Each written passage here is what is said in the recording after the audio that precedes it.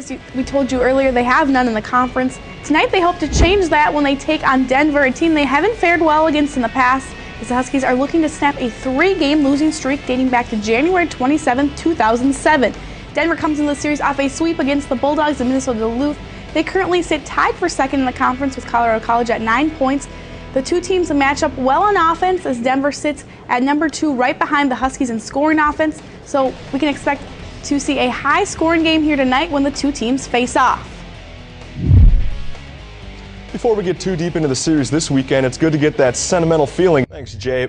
Tony Mosey put a rebound power play goal past Robert Morris's Wes Russell in the heart of the second period on Saturday, but the goal itself couldn't hold a candle to the assist that set up the play. And St. Cloud's stat man has to be getting a cramp in his hand because that marked the 100th point of junior forwards Ryan Lash's career. The California native joins an elite group of St. Cloud alum, being the 21st person in the history of the school to hit the century benchmark. It only took 89 games for Lash to hit triple digits, which is the 4th fastest of all time. And the scary thing is, he still has a year and a half left to play.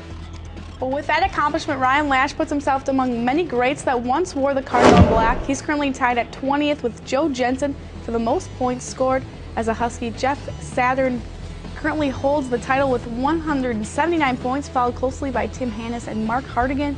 A familiar face, Andrew Gordon, also in the mix with 102 points, but there's no doubt by season's end, though, you'll probably see Lash's name a bit further up, as in 2006 he charted 39 points, and last season even more with 53. While he hasn't reached the 100-point mark. What is this awesomely named event, you ask? Well, let me tell you. The men's basketball team will be hosting the tourney with 4 total teams in the mix. The teams that will be coming to the Granite City to do battle are Metro State, Wayne State, Minnesota Crookston, and of course our St. Cloud Huskies. Where do the Huskies fall? On Saturday, St. Cloud will take on Metro State at 4 p.m. and hopefully coming off of a win Saturday, Sunday the Huskies will take Wayne State at the same great time and place.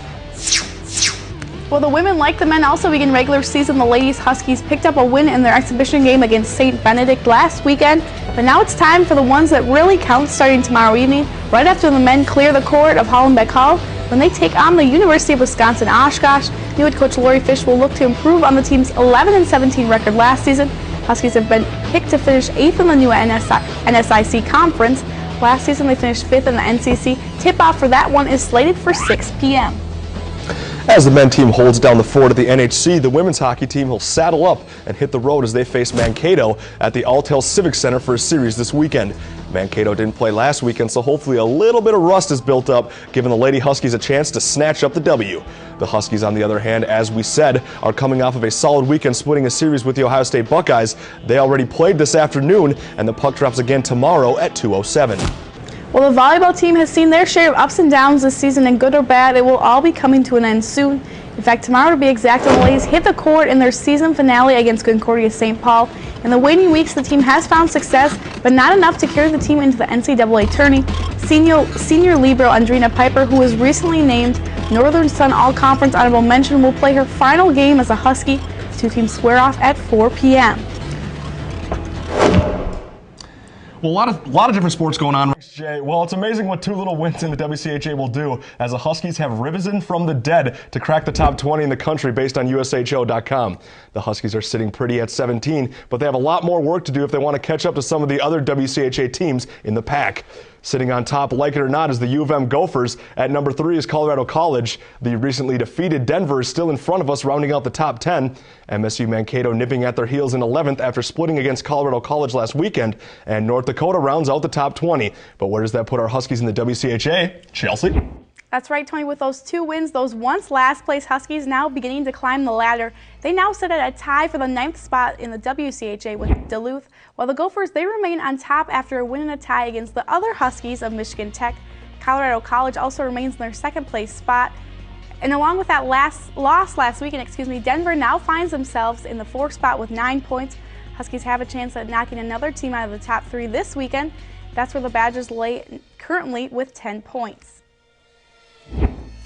And as the saying goes, the world doesn't revolve around you. Welcome back. The Lady Huskies are sharing the NHC with the men this weekend as they play host to Bemidji State. Bemidji makes their trip to St. Cloud after coming off of a rough series against Minnesota, losing a total of 10-0 throughout the weekend. Not only that, they sit at the bottom of the WCHA with no points. So hopefully St. Cloud won't be their icebreaker into the win column. And of course, I will have those results as well in between both periods of tonight's game. First, they keep it close with the Gophers in exhibition play. Then they take the Hoopster Classic in Husky fashion, and all without those last year's stars in David Drees and Dusty Wabashewski. But can they keep their undefeated streak going? The St. Cloud men's basketball team will find out on Saturday when they head just down the road to take on the Johnnies in a little D2-D3 matchup over at St. John's University. The Johnnies taking orders from the winningest coach in college basketball in Jim Smith. Although St. John is coming into the matchup after losing their first game of the season, tip-off between the two teams is set for 7:30. Well, if that isn't enough b-ball for you, I know it's not enough for me, then you're in luck. Because after coming off of a scary 94-39 win against Oshkosh last weekend, the women's team is in action this weekend as they partake in the Minnesota State tournament at the Taylor Center. The Lady Huskies already have one game in the bag, playing against Henderson State earlier today at 1 p.m. And they have another game slated for tomorrow afternoon, taking on Dakota State. Same time, same place.